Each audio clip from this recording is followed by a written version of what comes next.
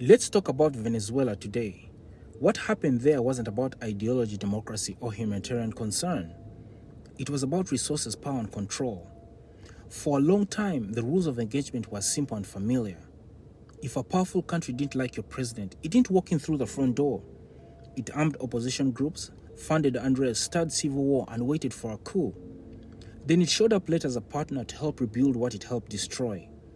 That playbook is old, and Venezuela showed us the new one.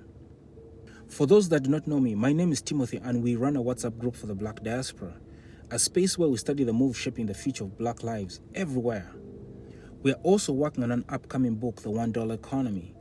Join the waiting list on Substack for early access to the book chapter by chapter. We also host a live Zoom meeting every last Friday of the month. All these links are in the bio. The United States didn't invade Venezuela with tanks. It didn't occupy Caracas. Instead, it applied suffocating economic pressure, sanctions, financial isolation, oil restrictions, banking cutoffs. Then it recognized an opposition leader as president and waited for the state to collapse under its own weight. That collapse never came. And here's why. Venezuela had alliances. It had China, Russia, and Iran. Those alliances mattered more than speeches or elections. They helped Venezuela sell oil outside Western systems, which in turn helped it bypass sanctions and survive. That's when the real fear kicked in. Not that Venezuela was authoritarian, but that now it was sanction resistant. Once one country proves you can survive outside Western economic control, the example becomes contagious. And that's what really scared them. This was never about saving Venezuelans.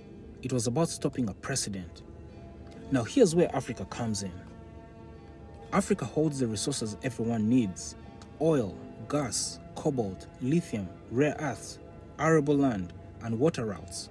And unlike Venezuela, many African countries are small, fragmented, and economically isolated. Alone, they're easy to pressure, easy to sanction, easy to destabilize quietly. That's the real danger. The lesson from Venezuela isn't that soldiers will march into Africa tomorrow. No. The lesson is that economic warfare has replaced military warfare. There's no need for boots or bombs, just currency pressure, trade restrictions, frozen accounts, and deep concern. And if that doesn't work, then the pressure escalates. This is why African leaders should not be arguing over elections or personalities right now. They should be in rooms, together, quietly, building alliances so tight that touching one country destabilizes 10. Here's the new rule of the world. If attacking you is cheap, it will happen. If attacking you is expensive, it won't. So before I go, deterrence is no longer about weapons. It's about interdependence.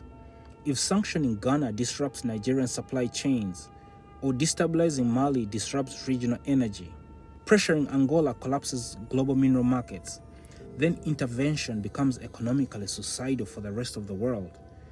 That's how power is being negotiated now. Venezuela wasn't a one-off. It was a warning, a demonstration of what happens to resource-rich countries that try to move independently without airtight alliances. Africa doesn't need to panic, not yet. Africa needs to coordinate. The fight for resources is no longer coming. It's already here. It won't announce itself with soldiers. It will arrive with sanctions, credit freezes, and concern. Let's move.